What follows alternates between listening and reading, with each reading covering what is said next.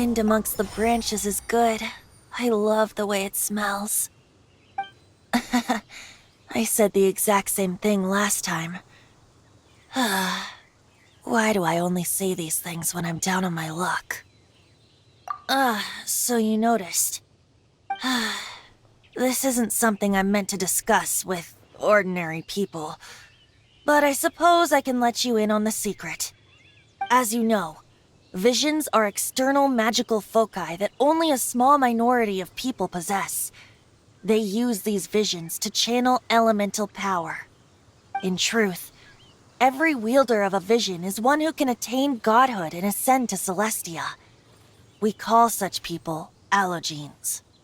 Allogenes? Paimon's never heard of them before. That's because this is a secret that only Archons are privy to. We don't need primitive tools like visions. Instead, each Archon has an internal magical focus that resonates directly with Celestia itself, known as a gnosis. It's just a glowing glass ball I carry around to avoid suspicion. So who was that nasty woman who sent Paimon flying and stole your gnosis? Her name is Signora, number 8 of the Harbingers. She and the rest of the Harbingers have been given godlike executive authority by the Tsaritsa of Snezhnaya, and with it, strength surpassing that of other mortals. The Tsaritsa of Snezhnaya? Isn't that... Indeed. She is one of the 7, the Tsaritsa who reigns from her winter palace, and the one person that the Fatui Harbingers all answer to. The 7 don't always get along well, but still... I never thought that she would plot to steal another Archon's gnosis. How should I put this?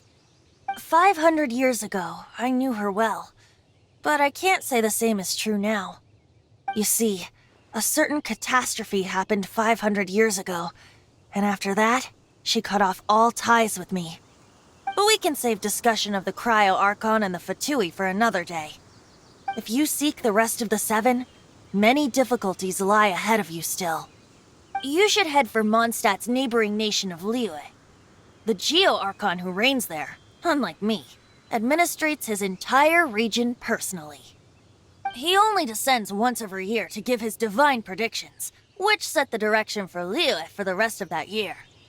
Even so, it sounds like he works much harder than a certain someone, In any case, this year's rite of descension is soon to begin. If you miss it, you'll just have to wait another year. What? Oh, why didn't you tell us before? Well, then bye! We're going! One moment, Windborn Outlander. Yep. Traveler, as you set off on your journey once again, you must remember that the journey itself has meaning. The birds of Tevat, the songs in the cities, the Tsaritsa, her Fatui and the monsters, they are all part of your journey. The destination is not everything. So before you reach the end, keep your eyes open. Use the chance to take in the world around you. Great. So that's that for the Animo Archon's admonishments. Back to Venti time. If you want to chat, now's the time. A bard stays not always in a single climb. That Fatui lady didn't hang around, did she? She just grabbed your gnosis and left? She wanted to avoid any eyewitnesses from the Knights of Favonius. The slightest slip-up here would have destroyed the Fatui's diplomatic relations with the Knights. So they're just gonna keep acting like Mondstadt's allies as if nothing happened?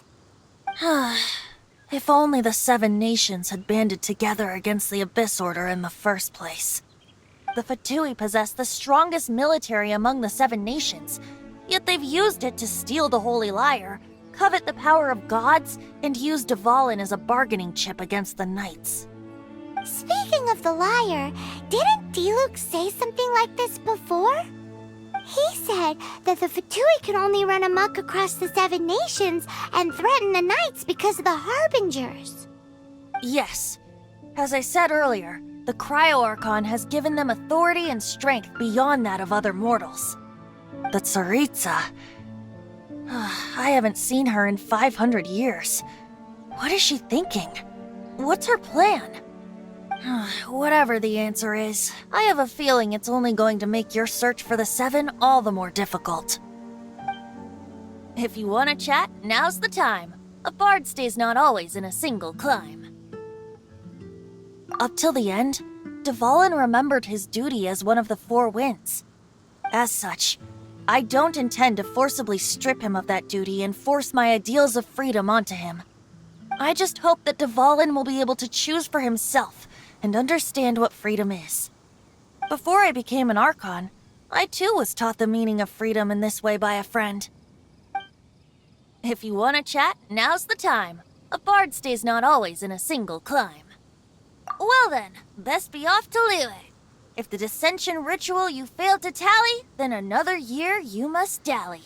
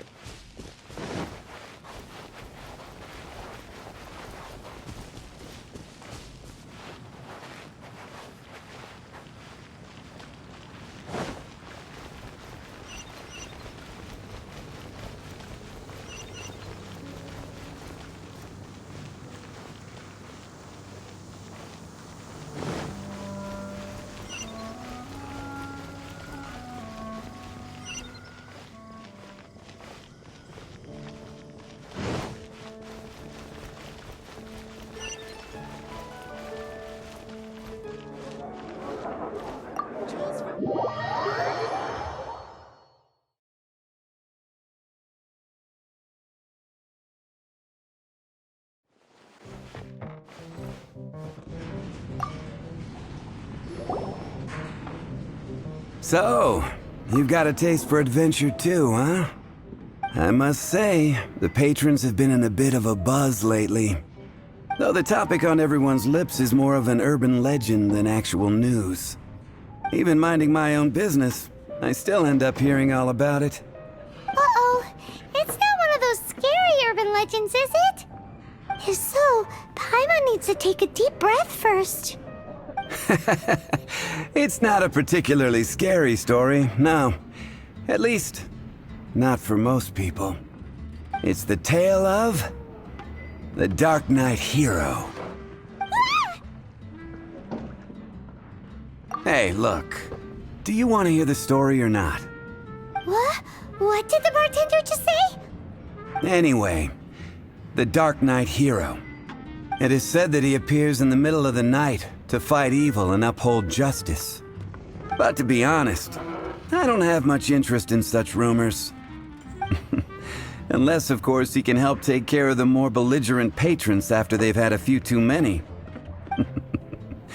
I would happily take that as proof of his existence. I'm told that there have been a handful of sightings, but in the depths of night, no one can get a good look at him. Perhaps that's why he only appears at night. Nevertheless, the sightings confirm that the Dark Knight hero is more than just a groundless rumor. Anyway, that's more or less everything I know. If you want to know more, ask around in the plaza. I need to serve some customers. Dark Knight hero. Seems like your standard cookie-cutter urban legend. But just a little darker. Wonder who it could be. Once you're ready, let's head out to the plaza and ask around.